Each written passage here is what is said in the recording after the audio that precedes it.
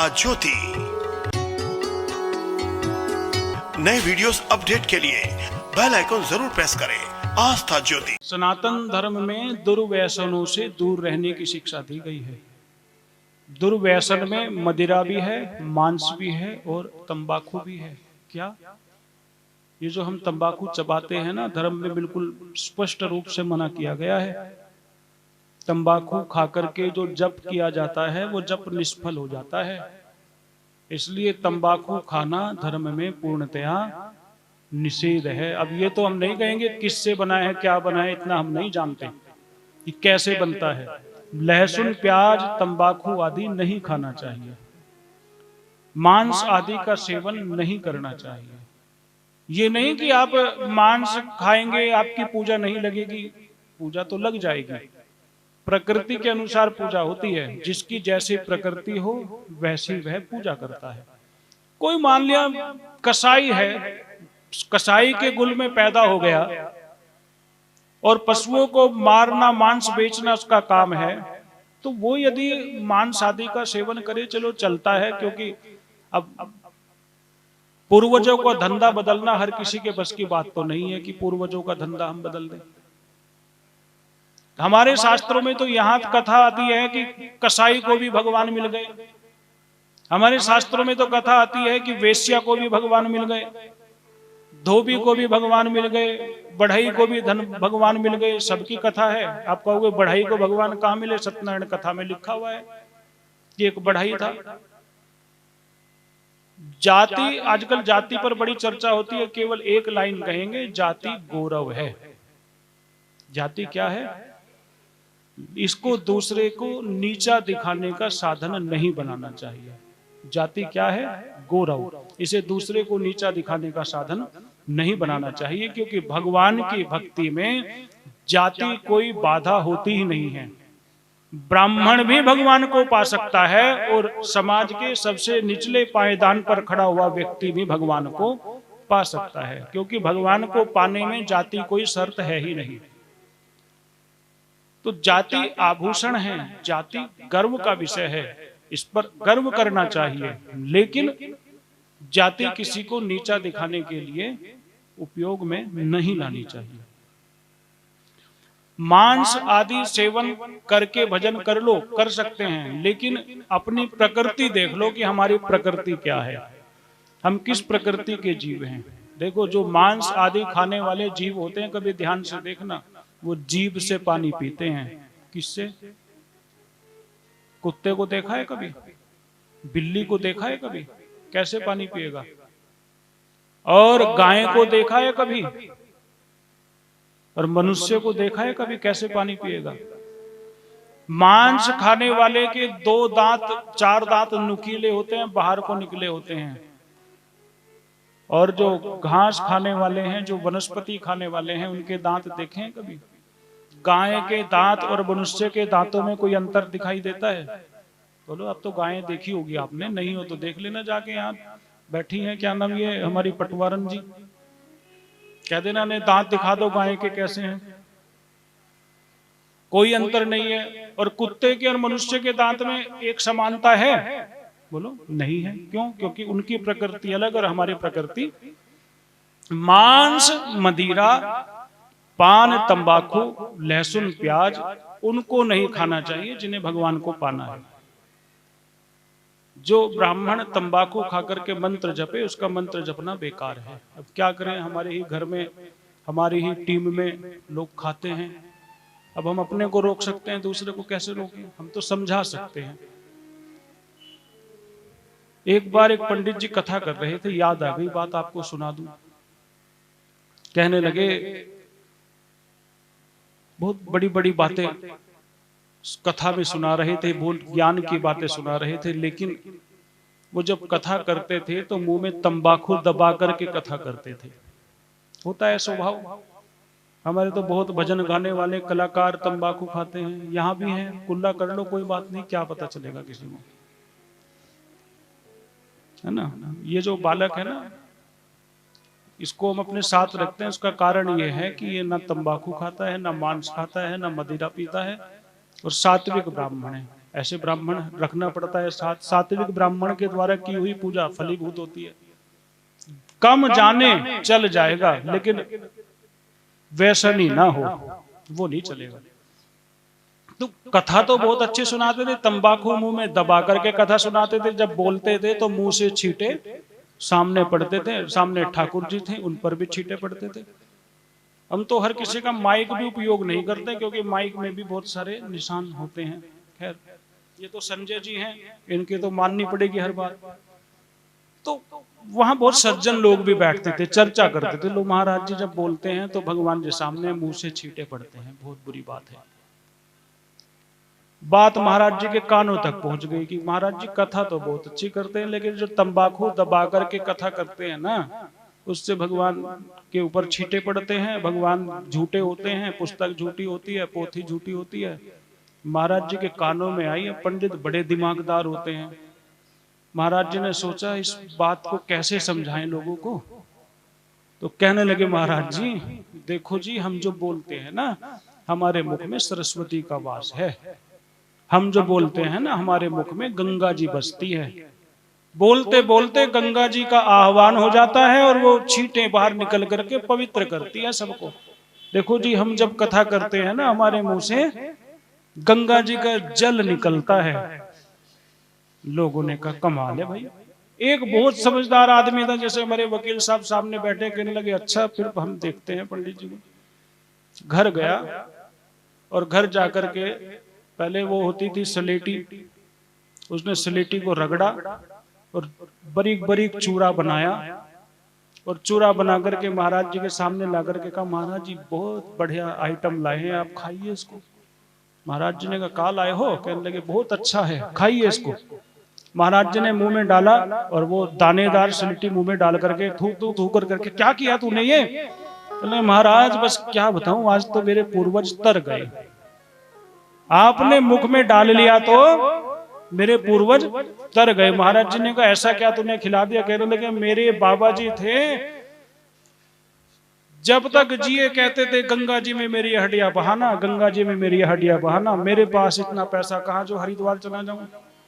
कल जब मैंने आपकी कथा सुनी, वो जो अस्थियां मैंने अपने घर में रखी थी, मैंने सोचा आज वो अवसर आया है अपने पूर्वजों का उद्धार कर लूं, अपने बाबा जी का उद्धार कर लूं। ज्यादा तो आप खा नहीं पाते, इसलिए 2-4 हड्डियों का चूरा बना करके लाया और मैंने आपको खिलाया। मेरा तो जीवन धन्य हो गए, मेरे तो पूर्वज। महाराज जी क्या कहवे क्या सुनावे, लेकिन महाराज जी ने उस दिन संकल्प कर लिया कि भाई अब आज के बाद तंबाकू नहीं खाएंगे। तो सिखाने के बहुत तरीके होते हैं, तो भक्त ने इस तरीके से सिखाया।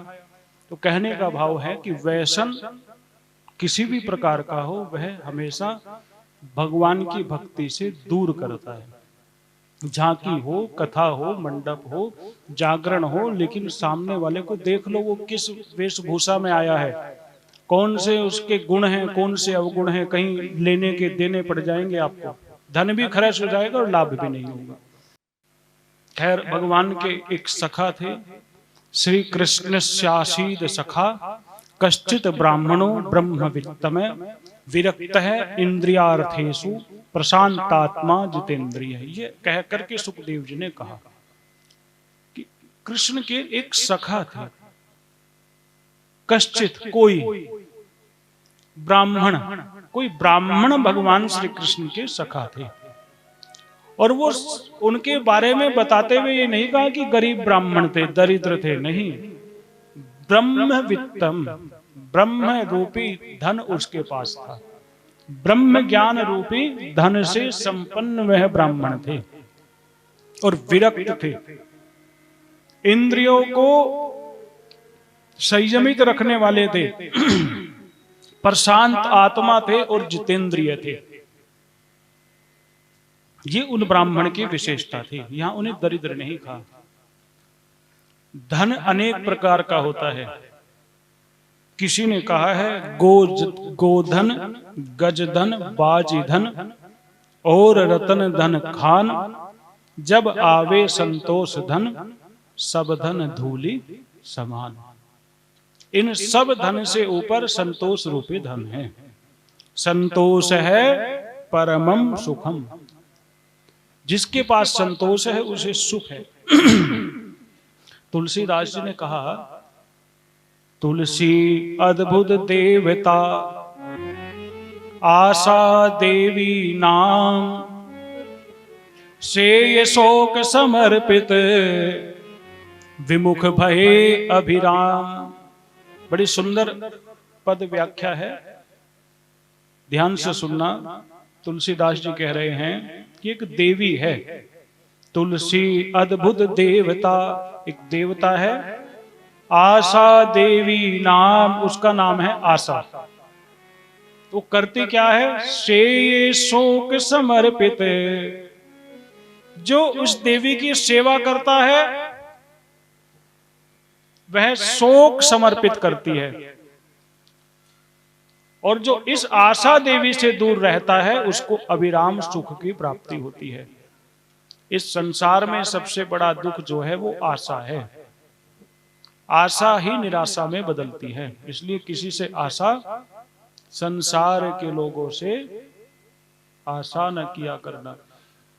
तो आशा देवी की जो सेवा करता है उसको तो दुख मिलता है, और जो आशा देवी से दूर रहता है उसको सुख मिलता है। संतोष सबसे बड़ा सुख है, संतोष सबसे बड़ा धन है। उन भगवान के भक्त श्री सुदामा जी के पास संतोष रूपी धन था। वेद ज्ञान से संपन्न होकर भी कभी उन्होंने वेद ज्ञान को धन कमाने का साधन नहीं बनाया। अरे 2-4 मंत्र याद कर लो, 2-4 श्लोक याद कर लो, 2-4 कथा याद कर लो, जीविका अच्छी चल जाती है ना। और लोग महात्मा जी, गुरु जी कहते हैं और चरणों में पैसा चढ़ाते हैं, घर लेकर के जाते हैं, भोजन कराते हैं, वस्त्र देते हैं। हम जैसे साधारण ब्राह्मण भी थोड़े बहुते मंत्र जान करके कितने सुख पूर्वक रहते हैं। और सुदामा जी तो वेद ज्ञान से संपन्न थे, चारों वेद उनको कंठस्थ थे, उसके बाद भी वो धन की तरफ नहीं भागते थे और संतोष पूर्वक जीवन व्यतीत करते थे। वह उनकी दरिद्रता नहीं थी, वह उनकी विरक्तता थी, वो विरक्त थे, धन से दूर रहते थे, धन को बंधन का कारण मानते थे, इसलिए प्रतिदिन 4 घर भिक्षा मांगने जाते थे। वैसे तो कहा गया है कि 10 घर भिक्षा मांग लो, 5 घर भिक्षा मांग लो, लेकिन वो उसमें भी कम करते थे। जिस घर से मिल जाए, यदि पहले घर से मिल गए तो दूसरे घर नहीं जाते थे, 4 घर जाते थे, चौथा घर तब करते थे जब 3 घर से न मिले। यदि किसी एक घर से मिल गया तो आगे हम भिक्षा मांगने भी नहीं जाते थे। देखो, भिखारी और भिक्षुक में बहुत अंतर है। भीख मांगना अलग है और भिक्षा पाना अलग है। तो भिक्षुक और भिखारी को एक मत समझ लेना। भिखारी गिड़गिड़ाता है, अपनी दीनता की कहानी सुनाता है, हाय मर गया, हाय मर गया ये कहता है। लेकिन भिक्षुक ना दीनहीन होकर के मांगता है, ना दुखी होकर मांगता है। भिक्षुक कहता है भिक्षाम देहि, या महात्मा होते थे अलख निरंजन, पहले अलख जगाते थे महात्मा आकर के, ऐसे नहीं आटा दे दो, चावल दे दो, दाल दे दो, नहीं, अलख निरंजन। घर की गृहिणी जो ले आई, वो चाहे आटा हो, चीनी हो, दाल हो, शक्कर हो, वो उसको स्वीकार करते थे, कभी पैसे की डिमांड भी, मांग भी नहीं करते थे। वो होते थे भिक्षुक। और भिखारी तो आज सब हैं ही, हम और आप सब भिखारी जैसे ही तो हैं। भगवान के मंदिर में जावे, 10 रुपए चढ़ावे और कितना मांगे है? बहुत लोग तो बस उनकी तो विचारों की झोली हर समय भगवान के सामने फैली ही रहती है। संतोष अवश्य रखना चाहिए मन में। जो भाग्य में है वो कोई आपसे छीन नहीं सकता, और जो भाग्य में नहीं है कोई देवता आपको नहीं दे सकता। और आपने देवता से पा भी लिया और वो आपके भाग्य में नहीं है तो आपको उससे सुख मिल नहीं सकता। आत्मदेव की कथा यही शिक्षा देती है। विवाह हो गया, 4 बालक हो गए। सुदामा जी के मन में अभी भी संतोष है। उनकी पत्नी जिसका नाम था सुशीला, अब पति संतोषी है, पत्नी को तो घर गृहस्थी सब देखनी है, बच्चे भी देखने हैं। कभी एक घर से इतना मिल जाए कि पेट भर जाए और कभी 4 घर से एक दाना भी न मिले। महात्मा जी तो आकर के माला लेकर के बैठ जावे और धर्म पत्नी बेचारी बच्चों को समझावे, कल मिलेगा परसों मिलेगा। एक दिन धर्म पत्नी ने अपने पति से कहा, स्वामी हमने सुना है आपके एक मित्र हैं, आप बता रहे थे जब आपका विवाह हुआ, आपको पता है वो द्वारकाधीश बन गए हैं। कहने लगे हाँ वो द्वारिकाधीश हैं। अच्छा, वो रहते भी श्री द्वारिका के निकट ही थे। पोरबंदर एक स्थान है गुजरात में, वही सुदामा जी की नगरी थी। कहने लगे आपको पता है आपके मित्र द्वारिकाधीश बन गए हैं? कहने लगे हाँ। आपका कभी मिलने को मन नहीं करता उनसे? कभी मिल आओ, क्या पता आपको वो याद करते हो और वो राजकाज की मजबूरी में आपसे मिल नहीं पा रहे हो। तो वो तो हैं राजा, उनके पास तो समय नहीं है, और आप हैं ब्राह्मण, आपके पास तो समय ही समय है, आप मिलाओ जाकर के। सुदामा ने कहा देखो वो राजा हैं और मैं उनकी प्रजा हूं, मैं यदि उनसे मिलने जाऊंगा तो समाज के लोग ये समझेंगे कि यह कुछ मांगने गया है, और मांगना मेरा स्वभाव नहीं है। सुशीला ने सोचा कि ये ऐसे मानने वाले नहीं हैं, युक्ति से मानेंगे, युक्ति लड़ाई जाए। सुशीला ने कहा स्वामी जब आपका विवाह हुआ था आपने उन्हें चिट्ठी दी थी विवाह में आने की? सुदामा जी ने कहा नहीं। जब आपके घर में बालक हुआ तब आपने उन्हें बताया था? कहने लगे नहीं। उन्होंने आपको चिट्ठी दी थी? कहने लगे नहीं। तो कहने लगे एक बार मिल करके आओ, लेने देने की बात तो आप करना ही मत, कुछ अपने घर से ले आओ और जो वो दे अपने बच्चों के लिए ले आओ। मित्रता में तो आदान प्रदान होता ही है। सुदामा ने कहा देवी यहाँ अपने बच्चों को खिलाने के लिए भोजन अन्न की व्यवस्था बड़ी मुश्किल से होती है, अपने मित्र के लिए हम क्या लेकर के जाएंगे? वो तो महाराजा हैं। कहने लगे भले ही वो महाराजा हो लेकिन भगवान भी तो हैं। अरे भगवान कोई वस्तु देखते हैं? भगवान तो भाव देखते हैं। पत्रम पुष्पम फलम तोयम यो मे भक्त्या प्रयच्छते तदहम भक्तिहृतम श्रामे प्रत्यात्मनः प्रयतात्मनः। कि जो भी भक्त मुझे पत्र पुष्प आदि अर्पण करता है उसको मैं बड़े प्रेम से स्वीकार करता हूं। भाव का भूखा हूं मैं, भाव ही बस सार है, भाव से भजता मुझे जो भव से बेड़ा पार है। आप कुछ भी ले जाइए भगवान उसे ही बड़े प्रेम से स्वीकार करेंगे। और आप कहते हैं कि आपके पास देने के लिए कुछ नहीं है तो मैं आपको देती हूँ स्वामी, आपका दिया हुआ बहुत कुछ है। ये नहीं कहा कि मैं मांग करके लाऊंगी। पत्नी कभी अपने पति को अपना अभाव नहीं बताती। जो अपने पति के सामने अपने अभाव की चर्चा करे उसको पतिव्रता कहते ही नहीं है। पतिव्रत धर्म की चर्चा जब होती है, पतिव्रत धर्म की जब महिमा बताई जाती है, कहा जाता है कि कोई वस्तु का अभाव हो तो सीधे सीधे पति को न कहा जाए, संकेत में समझा दिया जाए। बहुत महिलाओं का स्वभाव होता है, पति ने कहा चाय बना दो तो वो क्या कहेगी, दूध ला के रखा था यहाँ, मेहमान आते हैं चाय बना दो चाय बना दो। कभी देखा है चीनी पत्ती घर में है या नहीं है? लेकिन बहुत सुशीलाएं महिलाएं ऐसी होती हैं, पति को अपने अभाव का पता नहीं चलने देती। उसकी कुछ सहेलियां होती हैं जो उनकी बहुत मदद करती हैं। मेहमान आ जाएं चुपचाप चली जाती है अपनी सहेली के पास, बहन थोड़ा सा ये सामान दे दे, बहन थोड़ा सा वो सामान दे दे। तो कभी कभी मांगे तो मदद हो जाती है, रोज रोज मांगे तो फिर बहन भी तंग आ जाती हैं। इसलिए मांगना अच्छी बात नहीं है, लेकिन महिलाएं अपनी व्यवस्था रखती हैं। हमने तो ये भी देखा है सुना है, क्योंकि हम भी आप ही समाज से हैं। पति पैसे मांगे तो कहती है मेरे पास तो है नहीं, कहे तो ब्याज पे ला के दे दूं। मेरी बहन है ब्याज पे काम करती है, और पति कहेगा ला दे चल, कहने लगे कब तक दोगे, वो नहीं मानने वाली किसी की। और 3% लेगी और पति कहेगा चल 3% ही दे देंगे, और पैसे मुट्ठी में दबा के बहन के घर जावेगी सहेली के। और फिर आधा घंटा चाय पी के खूब बात करके फिर कहेगी देख तेरा नाम लेके दे रही, बताना दी मैं अपने से दे रही, और ला करके पति के हाथ में थमा देगी, लो जी। अब वो भले ही चतुराई करती हो लेकिन उसके मन में कपट नहीं है, उसको पता है कि यदि मैंने ये कह दिया कि मेरे पास धन है तो फिर तो वो रोज मांगेंगे, वो जो ब्याज के पैसे हैं वो भी घर में लगाएगी, वो जो पैसे वापस मिले उसको भी संभाल कर रखेगी। हमारी जो सनातन धर्म की महिलाएं हैं वो मितव्ययी होती हैं, मितव्ययी जो कम खर्च करती हैं। आज की बात तो हम नहीं जानते लेकिन हम तो पुरानी बातें जानते हैं। माताएं 2 साड़ी में अपना जीवन बिता लेती थी, लेकिन पति जब उनके घर से बाहर जाते थे तो चकाचक कपड़े पहन करके जाते थे, प्रेस वाले कपड़े पहन करके।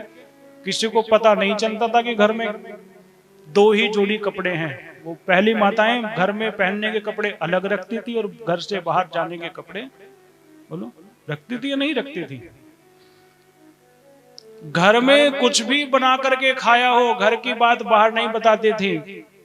ये नहीं कहते थे कि आज रात हमने नमक से रोटी खाई है। बाहर अपना अभाव किसी को बताती ही नहीं थी। अभाव जब स्वभाव पर हावी न हो तो समझ लेना भगवान की कृपा है। दिन सबके एक जैसे नहीं होते, उतार चढ़ाव जीवन में आते हैं। बड़े बड़े जो राजा महाराजा और सामंत होते हैं उनके जीवन में भी अभाव होता है। विपत्ति सबके जीवन में आती है, लेकिन जो विपत्ति में भगवान को नहीं भूलता, भगवान उस विपत्ति को छूमंतर कर देते हैं। विपत्ति हमारी परीक्षा के लिए होती है। धीरज, धर्म, मित्र और नारी आपत काल परखी है, इन 4 की परीक्षा आपत्ति काल में होती है। सुशीला ने कहा, स्वामी आपका दिया हुआ कुछ हमने संभाल के रखा है, आप सुबह जाइए और बताइए, दर्शन कीजिए। आप अपनी बात अपने मन में क्यों रखते हैं? मन के भाव छुपा कर क्यों रखते हैं? हमें पता है आपके मन में भी श्री कृष्ण से मिलने की लालसा है, हम आपको जानती हैं। ऐसा सुना तो सुदामा जी की आंखों में आंसू आ गए और श्री कृष्ण मिलन की चाह में उनके चेहरा चमकने लगा। सुशीला रात्रि में ही अपनी सहेलियों के घर गई और 4 घर जाकर के एक एक मुट्ठी मांग करके लाई। इसका मतलब यह है कि किसी के यहाँ मांगने जाओ तो उतना ही मांगो जितनी आवश्यकता है। अधिक मांगोगे तो वो बात अच्छी नहीं मानी जाएगी। मांगना ये मन में आते ही आदमी छोटा हो जाता है। भगवान वामन की कथा आपने सुनी, भगवान जब मांगने गए तो छोटे हो गए। भगवान भी जब किसी के आगे हाथ फैलाते हैं तो छोटे हो जाते हैं। भगवान बड़े क्यों हैं? क्योंकि वो मांगते नहीं है। अब मंदिर में भगवान खड़े होकर के कहने लगे 1 किलो सेब ले आना, देवी तू 2 दर्जन केले ले आना, आप मंदिर में आओगे? कहोगे भगवान जी तो मांगते हैं, हम क्यों मंदिर जाएं? तो भगवान मांगते नहीं, भगवान देते हैं। जब भगवान मांगना शुरू कर देंगे फिर भगवान के पास लोग जाना बंद कर देंगे। तो देवी 4 घर से 4 मुट्ठी लेकर के आई और एक वस्त्र की 4 तह की। वो फटा हुआ कपड़ा, वो दिखावा नहीं, उसकी मजबूरी थी। उसके अलावा उसके पास कोई वस्त्र नहीं था। उस वस्त्र की 4 तह की और पोटली बनाई और स्वामी को कहा ये आप दे आना। और देखो आपके मित्र जब हमारे बारे में पूछेंगे तो एक बात बता देना। वो कहेंगे भाभी ने कुछ संदेशा भिजवाया है तो आप कह देना हमारा संदेशा। सुदामा जी ने कहा अभाव की बात मत करना। कहने लगे नहीं, अभाव की बात हम क्यों करेंगे, हमने एक दोहा रचा है, वो दोहा सुना देना। कहने लगे कौन सा दोहा है? बेचारे सीधे ब्राह्मण थे सुदामा जी। कहने लगे जब वो पूछे तब बताना कि आपकी भाभी ने कहा है 1 मास 2 पक्ष में 2 द्वादशी होए, 2 एकादशी होए। 1 मास 2 पक्ष में 2 एकादशी होए, पर हमरे घर गोपाल जू नित्य एकादशी होए। अब एकादशी शब्द श्रद्धा उत्पन्न करती है। सुदामा जी ने सोचा हाँ हम तो रोज ही व्रत रखते हैं, एक समय भोजन करते हैं, फलाहार करते हैं, ठीक तो कह रही है, लेकिन उसमें बड़ा रहस्य है, आप समझ गए होंगे। सुदामा जी चल दिए और जाकर के थोड़ी ही दूर गए, बेचारे थक गए और थक करके कहने लगे भाई बहुत दूर है नगरी, कैसे उस नगरी तक पहुंचा जाए। भगवान ने विचार किया, ये ब्राह्मण ऐसा है टेढ़ी खोपड़ी वाला, ये वापस भी जा सकता है, ये रास्ते में से वापस भी जा सकता है। भगवान ने सुदामा जी जब थक गए तो योग माया को कहा, हमारे मित्र को थोड़ा सुला दीजिए, और योग माया ने सुदामा जी को सुला दिया। और जैसे सुदामा जी जंगल में सोए, योग माया ने जंगल से उनको नगर के बाहर ला करके लिटा दिया। और जब आंख खुली सुदामा जी की तो द्वारिका नगरी के बाहर लेटे हुए अपने को पाया। सुदामा जी ने द्वारिका नगरी के बाहर अपने को लेटे पाया तो सुदामा जी ने द्वारपालों से पूछा, महाराज एक बात तो बताइए, ये द्वारका नगरी यहाँ से कितनी दूर है। द्वारपालों ने कहा, महाराज दूर, यही तो द्वारिका नगरी है, लगता है बाहर से आए हो। कहने लगे, हाँ हम बाहर से आए। कहने लगे, यही द्वारिका है। हाँ, तो हम भीतर चले जाए। द्वारपाल ने सोचा कितना सीधा ब्राह्मण है। कहने लगे, महाराज इस नगर की एक विशेषता है कि इस नगर के सभी निवासियों के द्वार ब्राह्मणों के लिए, भक्तों के लिए, सन्यासियों के लिए 24 घंटे खुले हैं। किसी भी घर में चले जाइए, ब्राह्मणों का पूरा सत्कार होगा, महाराज आप जाइए। और सुदामा जी ने कहा, ये द्वारिकाधीश का भवन कहाँ है। कहने लगे, महाराज आप आगे जाइए, और पूरे भवन क्या पूरी कॉलोनी बसी हुई है, सोसाइटी बसी हुई है, 16,108 महल है। आप किसी भी महल में जाओगे, भगवान आपको वहीं मिल जाएंगे। सुदामा जी आगे गए।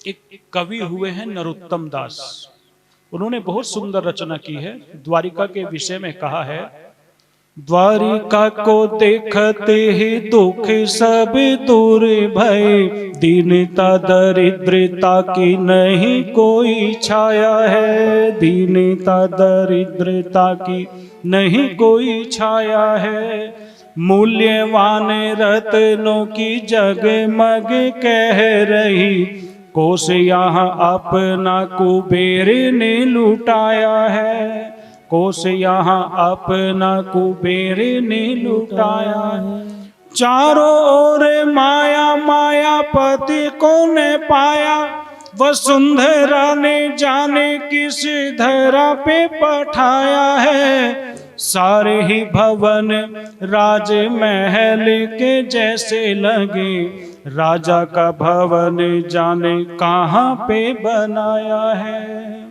राजा का भवन जाने कहाँ पे बनाया है। एक द्वार पर जो महल जैसा दिखाई दे रहा था, द्वारपालों से पूछा, अरे द्वारपालों क्या ये श्री कृष्ण का महल है। द्वारपालों ने हाथ जोड़ करके कहा, हाँ ये भगवान द्वारकाधीश का महल है। आप क्यों पूछ रहे हो। ये जो अरे द्वारपालों कन्हैया से कह दो दर पे सुदामा, ये सब हमारी कल्पना है, सच्चाई कुछ नहीं है, सब कोरी कल्पना है। भगवान श्री कृष्ण का स्वभाव आप जानना चाहते हैं, पुराणों को पढ़िए। एक बार द्वारपालों ने सनत कुमारों को भीतर जाने से रोक दिया था, तो भगवान ने द्वारपालों को पृथ्वी लोक पर राक्षस बना करके भेज दिया था। ये भगवान का स्वभाव है। भगवान के सेवक भगवान के स्वभाव को जानते हैं। ब्राह्मण को भीतर जाने में कोई रोक टोक नहीं है, लेकिन भक्त का भी अपना स्वभाव होता है, वो भी बेरोक टोक कभी भी नहीं चला जाता। मंदिर में आने का एक समय होता है, क्योंकि हम ये सोचते हैं कि भगवान भी आराम करते होंगे। जैसे हमारी दिनचर्या है वैसे ही हम भगवान की दिनचर्या मानते हैं। कभी कभी ऐसा होता है, हम शादी ब्याह में इतने उन्मत्त हो जाते हैं, रात को 2 बजे जाकर के भगवान का दरवाजा खटखटाते हैं, जी पूजा करनी है, दर्शन करने हैं। ऐसा होता है, हालांकि हमारी कॉलोनी में तो ऐसा बहुत कम होता है, लेकिन गांव देहात में होता है कि रात को 9 बजे घुड़चढ़ी होगी, 2 बजे जाके खेड़े को जगावेंगे, फिर शिव जी पे जल चढ़ावेंगे। अरे जैसे आपके दरवाजे पर किसी के आने का एक समय है, आप थाने में भी बेटाइम जाओगे तो दरोगा कहेगा नहीं, कहेगा रात को 2 बजे मुझे जगाने आया, यार काम तेरा क्या है, किस फार्म पे साइन कराने है, भाई सुबह को नहीं आ सकता तू। तो भले ही चाहे उनके 24 घंटे की ड्यूटी हो, आप रात को 3 बजे इमरजेंसी में जाओ, और कहने लगो मेरा बीपी चेक करके मुझे बीपी की दवा दे दो, खत्म हो गई थी, सुबह के लिए चाहिए। तो डॉक्टर कहेगा तो सुबह को नहीं आ सकता, तुझे तकलीफ होती तो तेरे लिए दरवाजा खुला था, और तुझे तकलीफ नहीं है, तफरी तेरे मन में है, तू रात को 2 बजे आकर के दरवाजा खटखटा रहा है, तो गुस्सा आएगा नहीं आएगा? बोलो। तो ऐसे ही भगवान के मंदिर में जाने से पहले सोच लो कि कितना जरूरी काम है। जरूरी काम हो तो 2 बजे आ जाओ, और ऐसा हो कि जरूरी काम नहीं है तो फिर सुबह तक प्रतीक्षा कर लो। शादी विवाह होना अच्छी बात है, लेकिन विवाह में मदिरा पान करके नाचना कूदना ये अच्छी बात नहीं है। तो द्वार 24 घंटे भगवान के लिए खुले थे। सुदामा जी ने कहा, अरे द्वारपालो, भगवान श्री कृष्ण का महल यही है? द्वारपालों ने कहा, जी महाराज यही है। क्या हमें भगवान के दर्शन हो सकते हैं? भगवान विश्राम तो नहीं कर रहे? कहने लगे, महाराज आप जाइए और जाकर के दर्शन कीजिए। सुदामा जी का, नहीं नहीं, मैंने कष्ट नहीं देना चाहता, आप उन तक संदेशा पहुंचा दो, उनसे कह दो कि उनका कोई मित्र उनसे मिलने आया है। द्वारपालों ने उस ब्राह्मण की दशा देख करके सोचा, यहाँ तो भगवान के नाम से जो खावे वही अरबों खरबों पति हो जावे। कथावाचक हम लोग नाम से खाते हैं और हमारे घर में क्या कमी है? बोलो। चाहे वो बड़े बड़े वृंदावन के कथावाचक हो, चाहे हमारे गली मोहल्ले के छोटे छोटे सत्यनारायण की कथा करने वाले ब्राह्मण हो, भगवान के नाम से खाने वाले के घर में भगवान कमी नहीं रहने देते। और ये तो भगवान का मित्र है, अपने आप को मित्र बता रहा है, और ये हाल है इसका मित्र का। ऊपर से नीचे तक देखा तो उन्हें विश्वास नहीं हुआ कि भगवान का मित्र है और ब्राह्मण है, और ये दशा इसकी।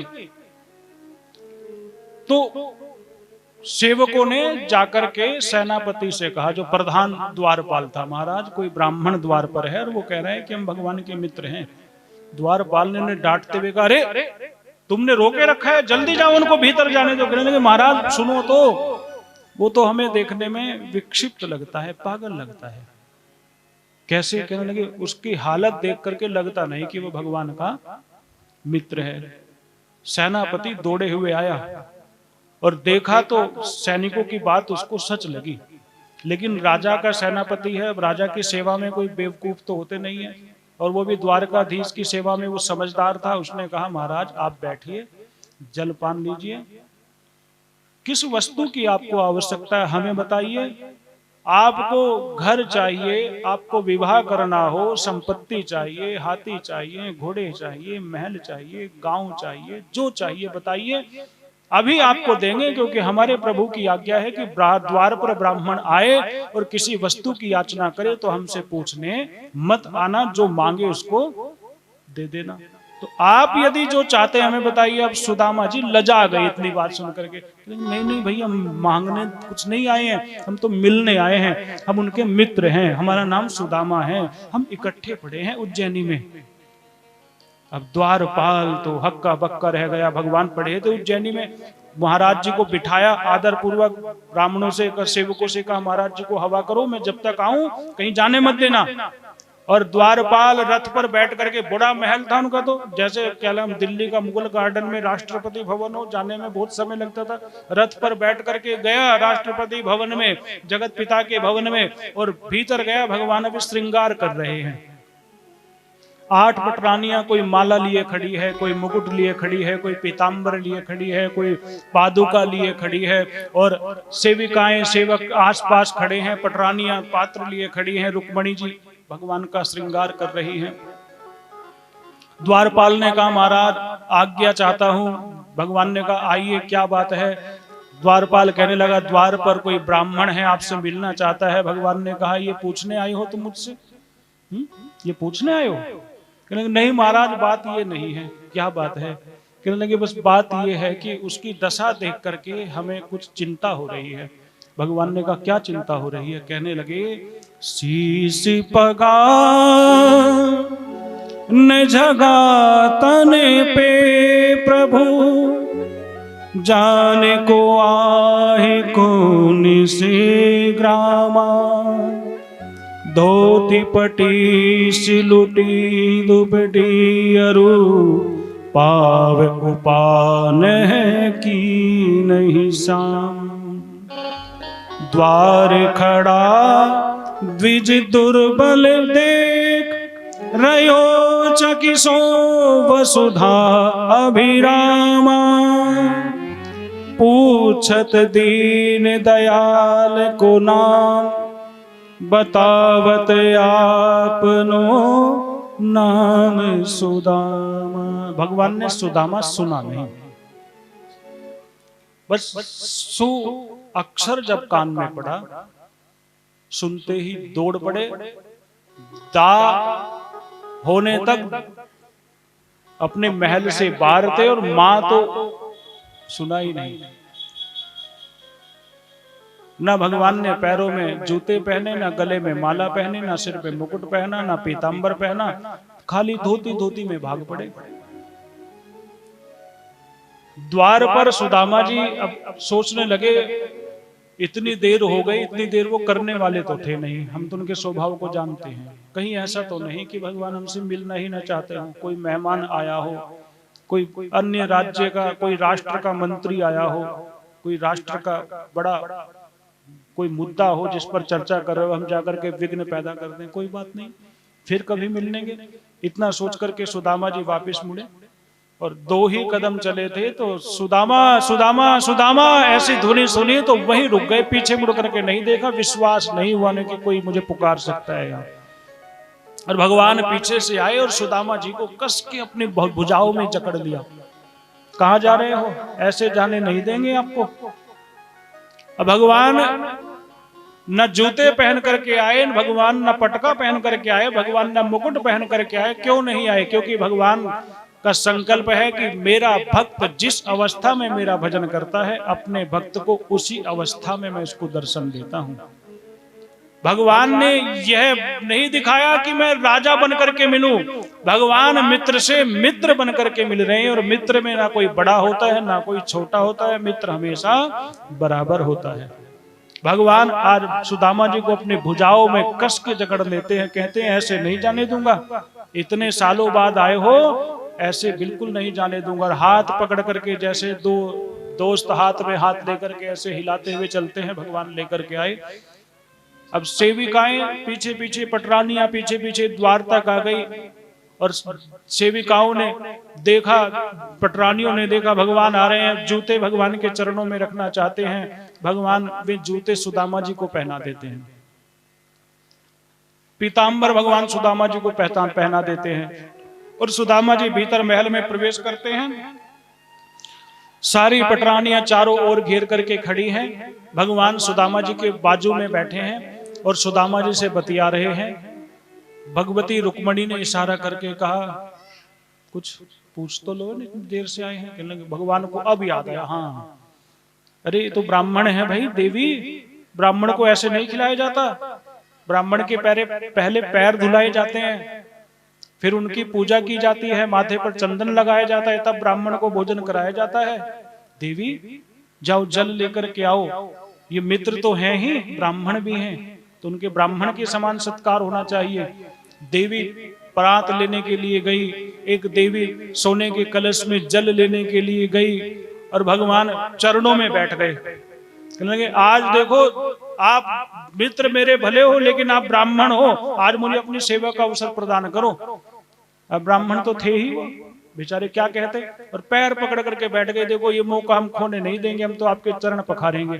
अब भगवान ने जैसे इन चरणों पर हाथ रखा और चरणों के ऊपर जब हाथ अपने हाथों से फेरा, भगवान ने सुदामा की दशा देख ली और दशा देखते ही भगवान की आंखों में आंसू आ गए। अरे मेरे नाम से खाने वाले लोग, जिनके अंदर ना भक्ति होती ना भावना होती, दिखावा करने वाले लोग भी अरबों खरबी हुए पड़े हैं, और ये मेरा भक्त सच्चा भक्त इस अवस्था में है। और भगवान ने चरणों की तरफ देखा, ऐसे भी हाल बिवायन ते भय, कंटक जाल लगे पुनि जोए, हाय महादुख पायो सखा तुम, आए तैने ते दिन खोए। देखी सुदामा की दीन दशा, करुणा करके करुणा निधि रोए, पानी परात को हाथ छुयो नहीं, नैनन के जल सो पग धोए। सुदामा जी को पता नहीं चला इस अवस्था का? नहीं, भगवान का स्पर्श पाते ही सुदामा जी की समाधि लग गई। भाव में सुदामा जी खो गए, भूल गए क्या हो रहा है, कहां हूं, कहां बैठा हूं। अपने उस बालपन के मित्रता के दृश्यों को याद करके सुदामा जी खो गए। भगवान नेत्रों से अश्रु बहा रहे हैं। प्रेम के आंसू गर्म होते हैं, प्रेम के आंसू भगवान बहा रहे हैं। सुदामा जी ने सोचा होगा कि हो सकता है गर्म पानी से चरण धुआ रहे हैं, राजा हैं, कुछ भी कर सकते हैं। और एक एक कांटे को भगवान अपने हाथों से निकाल रहे हैं। एक कांटा कुछ गहराई तक फंसा होगा। जब भगवान ने प्रयास करके उसको खींचा तो सुदामा जी की समाधि छूटी और आसन से उतरने को नीचे उतर गए, उतरने को उतावले हो गए। अरे क्या कर रहे हो तुम, रहने दो रहने दो। भगवान ने कहा आज मुझे मत रोको, आज मुझे अपना धर्म निभाने दो। सुदामा जी को प्रेम आदेश से स्थिर कर दिया। सुदामा जी को अब खूब मल मल करके नहलाया गया। नहला करके दूध से, दही से, घी से, शहद से, पंचामृत से, केवड़े के जल से, गुलाब जल से भगवान ने सुदामा जी को नहलाया, जैसे हम भगवान को नहलाते हैं। फिर अपने सिंहासन पर पधराया और भगवती से कहा पूजा घर से चंदन लाओ, माथे पर चंदन लगाएंगे भगवान की। भगवान जब माथे पर चंदन लगाने लगे तो रुक्मणी जी पास में बैठी थी। स्वामी इन्हें देकर के क्या करोगे? इनके माथे पर देखो ब्रह्मा जी ने क्या लिखा है। क्या लिखा है? कहने लगे इनके माथे पर लिखा है क्षय श्री। क्षय श्री, श्री कहते हैं लक्ष्मी को, क्षय कहते हैं नष्ट। इनके तो भाग्य की लक्ष्मी ही नष्ट हो चुकी है। भगवान ने कहा कि हमारा भक्त भले ही चाहे कुछ भी लिखवा करके आए, हमारी कृपा से हम उसके ब्रह्मा के लेख को भी बदल देंगे। ब्रह्मा को लेख को भगवान बदल रहे हैं। ब्रह्मा जी को चिंता हुई भगवान यदि लेख बदल देंगे तो फिर मर्यादा क्या रहेगी। ब्रह्मा जी ने भगवान से प्रार्थना की लेख मत बदलिए, थोड़ा सा बस करेक्शन कर दीजिए, सुधार दीजिए, बदलो मत। भगवान ने कहा ठीक है। भगवान ने जो क्षय को य को क्षय से पहले रख दिया। क्या बन गया? यक्ष, और लिख दिया श्री। तो यक्ष राज कुबेर के पास जो लक्ष्मी थी भगवान ने वो श्री सुदामा जी के भाग्य में लिख दी। अब सुदामा जी के माथे पर चंदन का लेप किया, गले में पुष्पों की माला डाली और सुदामा जी बड़े भाव विभोर होकर के पूजा स्वीकार कर रहे हैं। कोई साधारण व्यक्ति के पैर छुए तो बड़ा वो झेपता है, अरे नहीं नहीं, और कोई ब्राह्मण के पैर छुए तो कोई ब्राह्मण झेपता है, उसको तो आदत है रोज पैर छुआने की। तो सुदामा जी के लिए कोई नई बात नहीं है। दूसरी बात, मान अपमान में वो समान रहते थे। कोई इनके गले में माला डाले तो उन पर कोई फर्क नहीं पड़ता था, कोई उनको डांट करके घर से बाहर आगे कर दे तो उनको फर्क नहीं पड़ता था। मान अपमान से जो ऊपर उठ जाए वही भगवान से मित्रता कर सकता है। सुदामा जी की पूजा हुई, सुदामा जी को लेकर के कहा अब चलो हमारे कक्ष में अपना कमरा दिखाएं, और कमरे में ले जाकर के अपनी सैया पर भगवान को बिठाया, सुदामा जी को बिठाया और भगवान श्री कृष्ण सुदामा जी के चरण दबाने लगे। क्या दबाने लगे? चरण दबाने लगे। सुदामा जी ने कहा भैया क्या कर रहे हो, आप राजा हो, हम आपकी प्रजा है। कहने लगे बस ये बात छोड़ दो, राजा प्रजा अलग है, हम मित्र हैं। अच्छा बताओ आपका विवाह हो गया? सुदामा जी ने कहा हो गया। कहने लगे बड़ी अच्छी बात है, कम से कम चिट्ठी पत्री तो भिजवा देते, आपकी शादी में शामिल हो जाते। सुदामा जी ने कहा देखो भाई विवाह तो आपका भी हुआ होगा, आपने हमें चिट्ठी दी। भगवान ने कहा देखो जैसे हमारे विवाह हुए हमें भी पता नहीं चला कब हुआ, आज बुलावा आया और सुबह हम जा करके ब्याह करके आ गए। अच्छा चलो कितने बच्चे हैं? कहने लगे 4। भाभी कैसी है? बहुत अच्छी हैं। कुछ कहा है हमारे लिए भाभी ने? अब सुदामा जी को याद आई, हाँ कहा तो है। अच्छा कुछ भेजा है? अब सुदामा जी ने सोचा भी इनको क्या दूं, 56 भोग 36 व्यंजन खाने वाले हैं, महल की शोभा देख करके घबरा गए, स्वीकार करेंगे नहीं करेंगे। सुदामा जी ने वो पोटली अपनी भुजा में छुपा ली। भगवान की दृष्टि पड़ गई है, क्या छुपाए हो, निकालो। सुदामा जी के कुछ नहीं, कुछ नहीं, कहने नहीं नहीं निकालो बाहर। और सुदामा जी के हाथ से वो पोटली झपटी और उस पोटली को खोला, और उस पोटली को खोल करके जब वो चावल के दाने देखे तो कुछ कहना शेष नहीं रहा। भगवान की आंखों में आंसू आ गए। आंसू भर करके कहने लगे, मेरे मित्र की यह दशा, और ये इस अवस्था में भी इतना प्रसन्न है, इस पर निश्चित रूप से परब्रह्म परमेश्वर की कृपा है। अभाव जब स्वभाव पर विफल हो जाए तो भगवान की कृपा माननी चाहिए। भगवान ने वो चावल की मुट्ठी चावल लिए और एक मुट्ठी उठा करके मुख में डाली। पहले मुट्ठी लेते ही भगवान ने स्वर्ग का सुख सुदामा के नाम कर दिया है। दूसरी मुट्ठी लेते ही भगवान ने पृथ्वी लोक का वैभव भगवान को ब्राह्मण को सौंप दिया है। तीसरी मुट्ठी जब खाने लगे तो लक्ष्मी जी ने हाथ पकड़ के रोक लिया है, अपने लिए तो कुछ छोड़ दो, है? समस्त ब्रह्मांड का वैभव इसको दे दो, आप भिखारी बन करके रहोगे। लक्ष्मी जी सोच रही है कैसे दानी है ये, है? जब देते हैं तो ये भी नहीं सोचते मेरे पास बचेगा या नहीं बचेगा। लक्ष्मी जी ने कहा कुछ प्रसाद हमें भी मिल जाए ब्राह्मण के हाथ का, स्वामी अकेले अकेले खाओगे, हम भी तो कुछ पालें। और लक्ष्मी जी ने बहाने से वो चावल के दाने ले लिए और दो दो दाने सब ने मिल बांट करके खा लिए, 8 पटरानियों ने। सुदामा जी ने पूरी रात न जाने कैसे बिताई, नींद तो उनको आई नहीं। भैया जो जमीन पर सोने वाला है ना, वो मलमल के गद्दों पर सो नहीं सकता, उसको नींद नहीं आएगी। करवट बदल बदल करके रात बिताई। सुबह उठे, उठ करके सोचने लगे यहाँ तो समय काटना भारी हो जाएगा, नींद तो आई नहीं। अब भगवान को आज से कहना शुरू करें, तब 10-15 दिन में भगवान जाने को कहेंगे। कितना प्रेम है हमारे प्रति, इतनी जल्दी तो वो जाने नहीं देंगे। तो सुदामा जी ने कहा प्रभु मैं जाने की आज्ञा चाहता हूँ। भगवान ने कहा जाओ, रोका किसने? लेकिन भाभी ने कुछ जो कहा वो बताओ तो। सुदामा जी ने कहा कुछ खास नहीं, बस भक्ति की चर्चा करती है, बस भक्ति की बात उन्होंने कही। उन्होंने कहा 1 मास 2 पक्ष में 2 एकादशी होए, अपने घर गोपाल जो नित्य एकादशी होए। भगवान ने कहा मेरी भाभी को एक बात कह देना। क्या? कहने लगी है कि कह देना होना था सो हो गया, अब ना आगे होए, भाभी तेरे घर नित्य प्रति द्वादशी ही अब होए। ये कह देना जाकर के। सुदामा जी ने कहा अच्छा जाऊं? कहने लगे जाओ। पक्का जाऊं? कहने लगे बिल्कुल जाओ। सुदामा जी ने सोचा बताओ अभी तो इतना प्रेम दिखा रहे थे, भाभी से ये कह दो, भाभी से वो कह दो, और अब जाने को कह रहे हैं तो रोक भी नहीं रहे हैं। रुक्मणी ने कहा स्वामी कुछ औपचारिकता के लिए कह दो।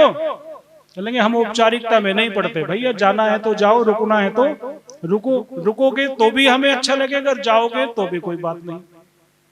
सुदामा जी ने कहा फिर चले ही जाते हैं, अब मिल लिए, आपके दर्शन हो गए, आपके कुशल क्षेम हो गए, अब चलते हैं। भगवान ने कहा ठीक है। जाने लगे। सुदामा जी से कहा ये जो वस्त्र पहने इनको उतार जाओ, हमें हिसाब देना पड़ता है, राजा भले ही हो हम, लेकिन हमारे भी माँ बाप हैं, वो भी हमसे हिसाब पूछेंगे। 3 पटके थे, 2 कहाँ रह गए? कभी हमारा पटका कहीं रह जावे तो घर आकर के माता जी पूछे 4 बैग में लेकर के गया था, 3 कहाँ, 1 पटका कहाँ गया? और फिर 4 बात सुनने को मिलती है, जब संभाला नहीं जाता लेके क्यों जाते हो? तो हमने पटका पहनना ही छोड़ दिया। भगवान ने कहा हमको भी हिसाब देना पड़ता है, आप इसको पटके को ही रख दो। सुदामा जी ने कहा ठीक कह रहे हो, ये जूते भी यही उतार दो, जो पहन करके आए थे वही पहन करके जाओ। देख पराई चौपड़ी मत ललचाए जी, रूखा सूखा खाए के। सुदामा जी ने कहा ठीक कह रहे हो, और वही वस्त्र जो पहन करके आए थे वही भगवान ने उनको पहनने के लिए दिए। और सुदामा जी बिना कोई मन में विकार लाए, और कोई होता तो लड़ पड़ता, तेरे घर में क्या कमी है, एक ही पटका है तेरे पास, एक कपड़ा पहन लिया तो क्या हो गया, और सिलवा लेना, तेरे पास तो बहुत माल है। दोस्त तो ऐसे ही कहते हैं। सुदामा जी ने कहा बहुत कृपा है प्रभु आपकी, ये भी आप ही की कृपा है। और सुदामा जी जिस अवस्था में आए तो इस अवस्था में वापस लौट गए। अब रुक्मणी जी भरी बैठी थी। कहने लगे स्वामी वैसे तो मेरे मित्र कर रहे थे, ये कोई मित्र के साथ ऐसा करता है? 2-4 दिन रोकते, इन्हें यहाँ रोक करके अपनी द्वारिका में घुमाते, महल दिखाते और माता पिता से मिलवाते। आपने तो कह दिया चले जाओ। श्री कृष्ण ने कहा पगली तू नहीं जानती, जिस दिन सुदामा जी ने घर से कदम बाहर रखा था, उस पगली ने, हमारी भाभी ने अन्न और जल का पूर्णतया त्याग कर दिया था। जल की एक बूंद नहीं पी और अन्न का एक दाना नहीं लिया। अब तक वो भूखी प्यासी है, संकल्प करके बैठी है जब तक मेरे स्वामी नहीं आएंगे मैं अन्न जल ग्रहण। मुझे उनकी भी फिक्र है। कहने लगे अच्छा ये वस्त्र क्यों उतरवाए? कहने लगे ये मेरा जो भक्त है ना, मैं नहीं चाहता इस पर माया का पर्दा पड़े, मैं नहीं चाहता ये माया के फेर में पड़े। ये ब्रह्म ज्ञानी है, इसका ब्रह्म ज्ञानी रहना ही कल्याणकारी है। माया के चक्कर में मैं से पड़ने, भागवत जी में कहा है जिससे मैं प्रेम करता हूं उसका धन पहले छीन लेता हूं। भगवान से प्रेम करो सोच समझ कर करना, ये भागवत का वचन है। और देवी ये ब्राह्मण का प्रसाद है। तेरे घर में इतना बड़ा तेरा कुनबा है, कुटुंब है, ये जो कपड़े हैं संभाल करके रखना, अन्न वस्त्र की कोई कमी नहीं रहेगी। रुक्मणी जी ने कहा जूतों का क्या करोगे? आपके यहाँ जूतों की कमी है? एक दिन में 10 जोड़ी पहनते हो। कहने लगे ये जूते मेरे ब्राह्मण, मेरे मित्र की निशानी है। ब्राह्मण के चरण ब्रह्म रज के समान है, ब्रह्मा जी के चरणों के समान है। इसको पूजा में रखूंगा, रोज पुष्प चढ़ाऊंगा, रोज पूजा करूंगा। ये मेरे ब्राह्मण का प्रसाद है, कृपा है। ऐसा दयालु स्वभाव है भगवान का। शिष्य अपने गुरु की पादुका अपने पूजा घर में रख करके उनकी पूजा करता है। अरे भरत जी भगवान राम की चरण पादुका सिर पर रख करके लाते हैं और राज सिंहासन पर रख करके राज पाठ संभालते हैं। प्रेम सबसे कठिन है, सबसे ऊंची प्रेम सगाई। और सुदामा जी जब वहां से निकल करके मन को समझाते हुए कहने लगे प्रभु ने बहुत बड़ी कृपा की है, यदि माया के फेर में उलझ जाता तो राम को भूल जाता। अब भगवान ने विश्वकर्मा को बुलाया और आज्ञा दी कि तुरंत जाइए, सुदामा जी के घर पहुंचने से पूर्व द्वारिका से भी अधिक वैभव संपन्न एक नगर बसाइए और उस नगर का दायित्व सुदामा जी को सौंपिए और सुदामा जी की आज्ञा, सुदामा जी का जीवन सुख में बनाइए। और वह विश्वकर्मा जी वहां पहुंचे जहां सुदामा जी की कुटिया थी, भव्य महल बना दिया। महारानी बनकर के सुशीला जी विराजमान है। वो जो 4 बालक हैं राजाओं से वस्त्र पहन करके बैठे हैं। सुदामा जी वहां आए और अपनी कुटिया के स्थान पर महल को देखा। सोचने लगे जब गए थे जंगल से महल में पहुंच गए थे, अब आए हैं तो भी हम महल में पहुंच गए, हमारी बुद्धि पता नहीं क्यों चकरा रही है। वापिस द्वारिका में आ गए क्या? द्वारपालों से पूछा वापिस द्वारिका में आ गए भैया? द्वारपालों ने कहा ये द्वारिका नहीं है, सुदामापुरी है। कौन सी पुरी? ये सुदामापुरी है। कहने लगे सुदामा तो हमारा नाम है। कहने लगे महाराज ये तो हम नहीं जानते, इस नगर के जो राजा हैं वो सुदामा हैं। सुदामा जी भीतर पहुंचे, महलों में से लक्ष्मी निकल करके आई। सुदामा जी ने हाथ जोड़ करके कहा भाभी नमस्ते। सुशीला ने कहा आंखें उठा करके तो देख लो, सबको भाभी बहन बना करके चलोगे कैसे चलेगा? हम तो तुम्हारी अर्धांगिनी हैं। सुदामा जी ने कहा अरे तुम्हारे पास वस्त्र कैसे आ गए? कहने ये ठाकुर की कृपा है। आप गए थे, ठाकुर के सेवक आए और सब कुछ बदल करके चले गए। देखो अपने बालकों को कितने सुख में उनका जीवन है। आंखों में आंसू आ गए, झरने लगे, रोने लगे। प्रभु आपकी माया में मुझे मत फंसाइए। जिसे धन चाहिए आप धन दीजिए, जिसे वैभव चाहिए आप वैभव दीजिए। हम तो अपनी आपकी भक्ति से संतुष्ट हैं। वृक्ष के नीचे बैठ गए और स्नान किया, वही वस्त्र पहन लिए। फिर स्नान किया, सायंकाल में वही वस्त्र पहन लिए, रोज वही वस्त्र पहन रहे हैं। सुशीला ने कहा स्वामी कब तक इन वस्त्रों को पहनोगे? कहने लगे मेरे ठाकुर का दिया हुआ प्रसाद है, जब तक जिएंगे यही वस्त्र पहनेंगे। अब तो यह तन जब छूटेगा तो भगवान की स्मृति में छूटेगा, भगवान के दिए हुए प्रसाद को ही हम स्वीकार करेंगे। ये सुदामा की भक्ति की उच्चता, ये इस ऊंचाई के भक्त थे सुदामा जी। उनको नाटक की तरह, नाटक के पात्र की तरह मत मानिए। वो भक्त राज हैं, ज्ञानियों में अग्रगण्यम हैं, वेद रूपी धन से संपन्न हैं। बोलो भक्त राज सुदामा की जय हो। आज कथा को विराम देना है, क्योंकि कल तो पूर्णाहुति होगी और पूर्णाहुति के पश्चात भंडारा होगा। और आज मूर्तियों की स्थापना तो हमने कर दी है, लेकिन कल पूर्णाहुति के साथ ही मूर्तियों का पहला पूजन होगा। और थोड़ा सा आप समझ लीजिए, कल भगवान को जल नहीं चढ़ेगा, जल परसों चढ़ेगा, क्योंकि अभी शिवलिंग थोड़ा एकांत में रखने की व्यवस्था है। परसों सुबह आप पूजा कर सकते हैं। भंडारे में हमारे गुरुजी कहते थे कि खूब लाओ, खूब खाओ और बचे तो लेते जाओ। तो खूब लाना है, कोई कमी नहीं है। आपने बहुत धन दिया है, बहुत द्रव्य दिया है, अन्य धन की यहाँ कोई कमी नहीं है। फिर भी आपकी श्रद्धा हो तो हम मना नहीं करेंगे, दे सकते हैं। और भंडारे में कल सबको आना है। एक गांव में शब्द होता था चूल्हा नोत, समझते हैं ना? तो कल चूल्हा नोत है सबका। जिन्होंने रोज कथा सुनी है वो तो आएंगे ही, जिन्होंने एक दिन कथा सुनी है वो भी आएंगे, और जो केवल प्रसाद लेने आते थे वो तो जरूर आवे, क्योंकि ये भगवान की कथा है, भगवान का प्रसाद है। माँ अन्नपूर्णा यहाँ निवास करती है, सबको प्रसाद पाना है। कोशिश ये करना कि बैठ करके खाएं, घर ले जाने की लालसा मत रखें। परिवार को, आपके परिवार में 4 सदस्य हैं, चारों को लाओ। मेहमान आ जाएं तो उन्हें भी कहो आज मंदिर में प्रसाद है, प्रसाद वहीं खाएंगे। और बचेगा तो हम आपको ले जाने से मना नहीं करेंगे। 11 बजे यदि भंडारा शुरू होगा तो 1:30 बजे के बाद आप लोग बचा हुआ प्रसाद ले जा भी सकते हैं। तो हमसे आग्रह मत करना कि हमें पहले दे दो, हमें जल्दी है। खूब लाओ, खूब खाओ और बचे तो लेते जाओ। बोलो सच्चिदानंद भगवान की। इस प्रकार यह चरित्र होता है। 11वें और 12वें स्कंद में ज्ञान की चर्चा है।